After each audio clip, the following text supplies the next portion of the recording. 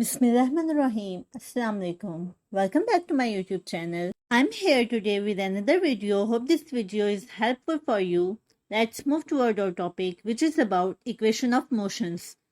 So let's start. The equation of motion describes the motion of an object in terms of its position, velocity, acceleration, and time. These equations are derived from Newton's law of motion and are fundamental to classical mechanics. There are three equations of motion, each corresponding to one of the three dimensions x, y, and z, in which the object can move. I will provide a detailed explanation of each equation. First equation of motion.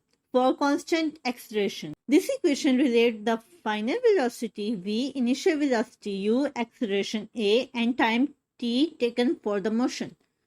V is equals to u plus at, where v is the final velocity of an object, u is the initial velocity of object, a is the constant acceleration experienced by the object, t is the time taken for the motion. This equation indicates that the final velocity of an object can be found by adding the product of acceleration and time to the initial velocity. Second equation of motion. For constant acceleration. This equation relates the displacement s, initial velocity u, acceleration a, and time t taken for the motion. The equation is s is equals to ut plus half at square, where s is the displacement of an object, u is the initial velocity of object, a is the constant acceleration experienced by the object, t is the time taken for the motion. This equation states that the displacement of an object can be calculated by adding the product of initial velocity and time to the half product of acceleration and time of square. Third equation of motion. For constant acceleration. This equation relates the final velocity v, initial velocity u, acceleration a, and displacement s of the object.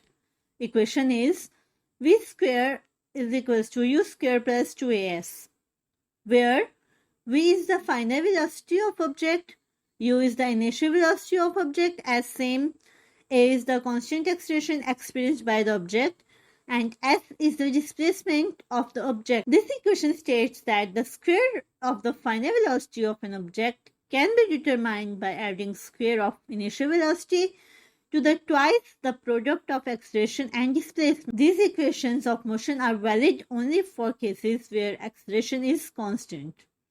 They are widely used in physics and engineering to analyze and solve problems related to the motion of objects under constant acceleration, such as free fall, projectile motion, and motion along inclined planes. Hope you enjoyed it. Thank you for watching. Subscribe my channel and also press the bell icon. See you in the next video. Allah Hafiz. Take care.